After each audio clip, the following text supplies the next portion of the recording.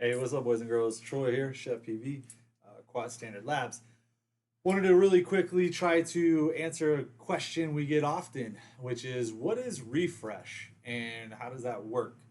Um, well, refresh is something that we've offered since day one at Quad Standard Labs. It kind of is at the heart of everything that we're looking to do with the business and the model that we've started 3 years ago and have gotten to today, which is providing access and tools to professionals and hobbyists alike, folks that just appreciate a good, solid foundational build, as well as the after sales support and long term support for any issues you may end up running into. So, what does that really mean? Well, refresh comes with some of our builds built in. Throughout the year, we do kind of some different sales, if you would, or promotions where we may offer refresh for free. We also offer refresh sometimes to our ambassadors and return clients. If you've bought a couple of builds from us, we're happy to help you out and not charge you for refresh just because you show your support and love to us. However, refresh typically ranges from about $50 to all the way up to $400 or $500 if we're talking about a Sena lifter. It just depends really on the build, the amount that you're spending for the build, as well as really the big thing is the amount of work and effort that goes into supporting and helping folks, as well as the physical repair labor. And I say that because what refresh is basically labor-free repairs, upgrades, and then that after sales quality support that we give, which is pretty much one-on-one. And everyone that buys from us and has any kind of support needs gets what we consider priority support. But if you have refresh, you definitely get immediate responses as quickly as we can, and we try to do everything we can to help you. Most of the time, that is shipping us the drone. You pay for shipping to us, and you pay for shipping back. If we get the drone and it's something very simple, that's not a replacement part or anything, it's just something maybe, I don't know, a solder joint broke or a plug for some reason came unplugged and you didn't know, and we put it back in, or an antenna is unplugged. We don't charge for anything in that situation except shipping back to you. We do get really great shipping rates, so shipping is typically a lot less expensive. Always ask us before shipping to us. We can help you out with some tips, even provide a label that you can pay for on that invoice, and we can get you reduced shipping. Number two, the other thing that this gets you is, like I said, if you're buying something like a Sena lifter, when you do get that Sena lifter, most people have questions and concerns. They want to chat about it, or they even just need to send it back later to get kind of looked at and tested to make sure that it's really, really ready for that next shoot. That's again something you send it to us. We'll once over it, we'll go through it. If there's any issues with it, we'll let you know. Um, that's kind of the real underlying just base level stuff that refresh is. This in front of you though is a great discussion, which is this is a complete drone kit, so to speak, that one of our clients sent us last week. They sent us everything that they bought from us at this point and said, "Hey, take a look at it, go through it. We're coming up to the next, season, so to speak, where when we go out in January, we want to make sure everything is just top notch and tuned and ready to go." And these builds were each bought at separate occasions from us.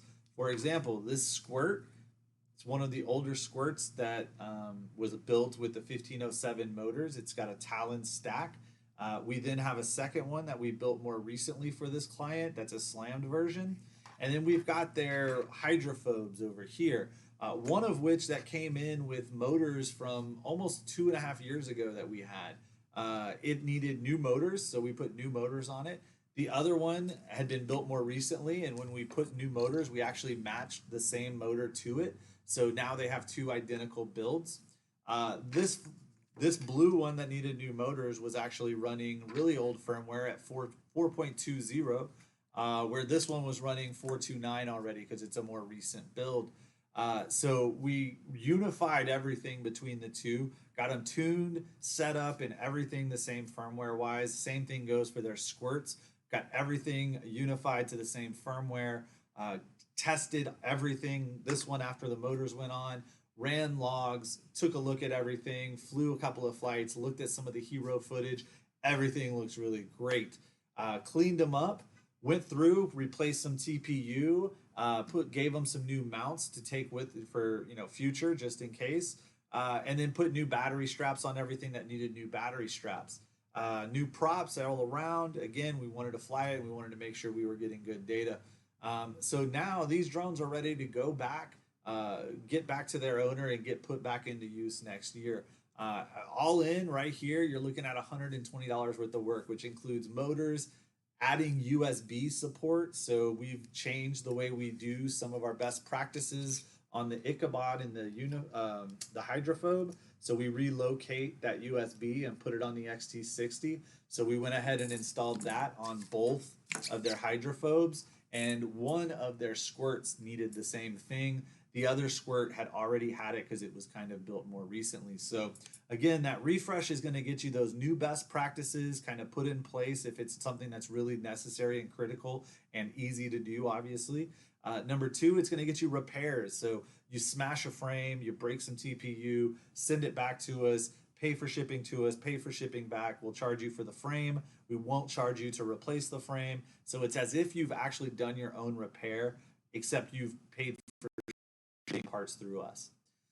So taking a look at all of it, again, that's kind of how these things work with the smaller builds. On the Cinelifters, same thing like I said earlier. Actually, we had a Cinelifter come in last week. It was a Sicario.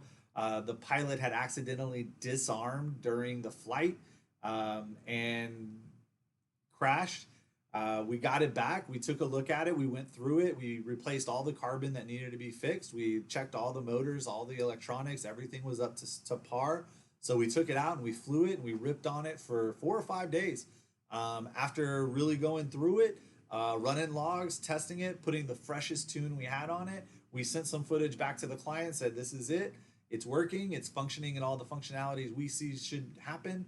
And we put that thing back in its case and shipped it back.